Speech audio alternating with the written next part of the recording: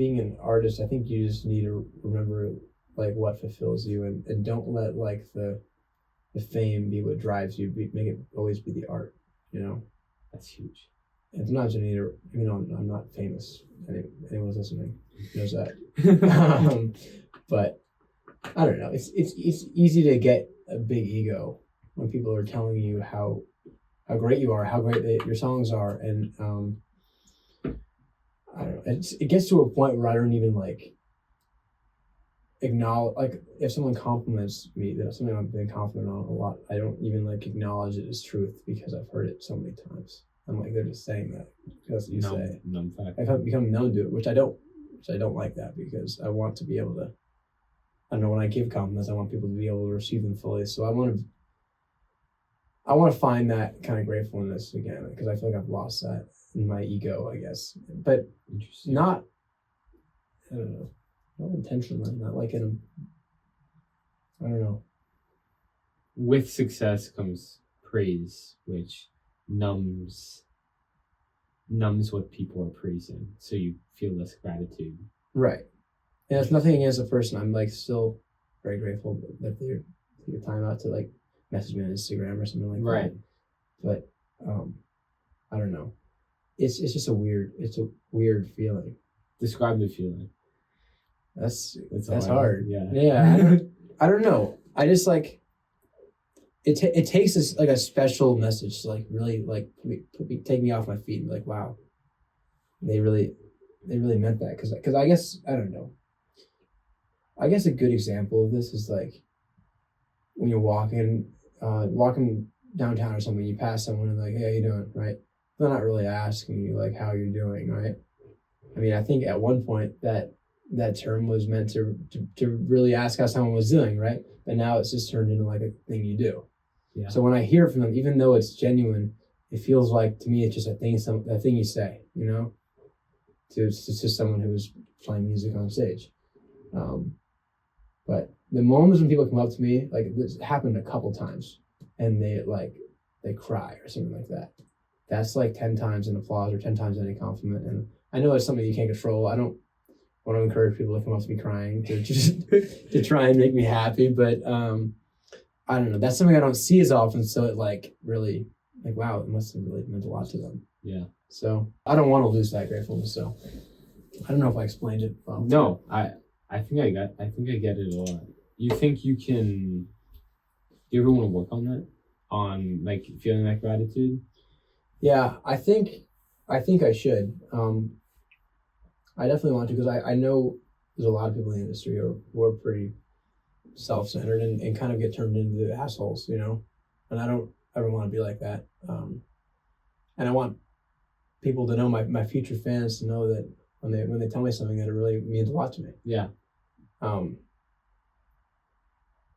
I guess it probably comes from like in the moment people are telling me that. It's usually right after a show, and I'm usually thinking about 10 other things when someone says something. And I always just like by default respond like, wow, that means a lot to me. Thank you so much. It means the world to me.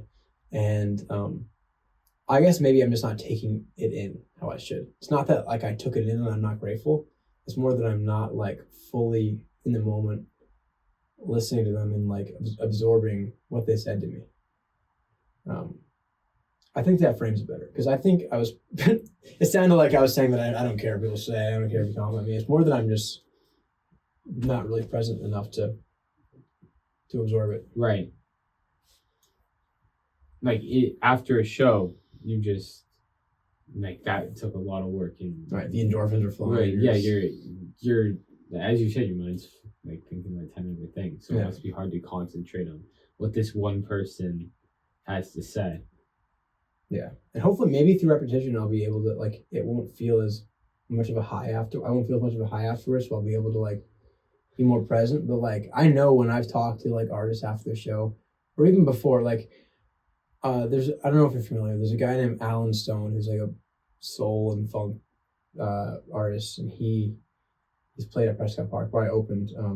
He's played there a few different years, and the past 2 years I've went early and saw him do the sound check and then talked to him afterwards, and he's always been super like present and thorough, and like made me really feel like I was just a friend of his, you know.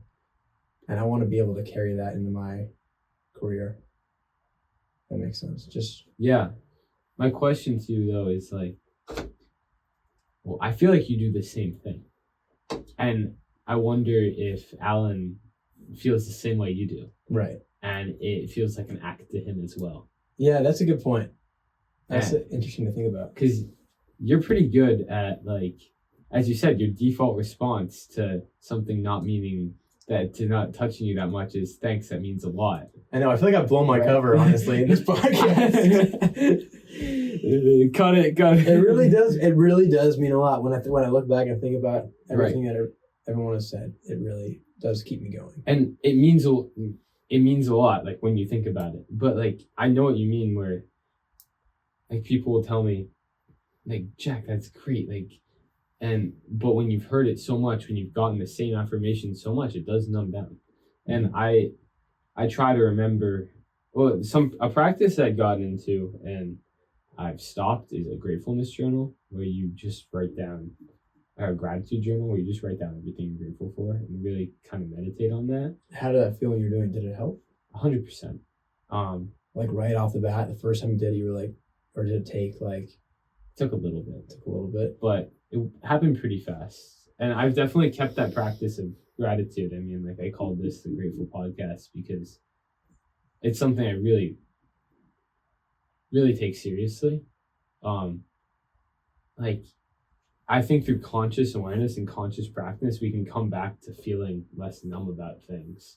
Almost like a newborn baby. Like, imagine you were you right now with like a newborn baby's eyes and feelings, and you had all that. Like, think about how magical. Like how it felt the first time somebody told me they liked my voice. Exactly. Like that. And it's still the same action. It's just like over repetition.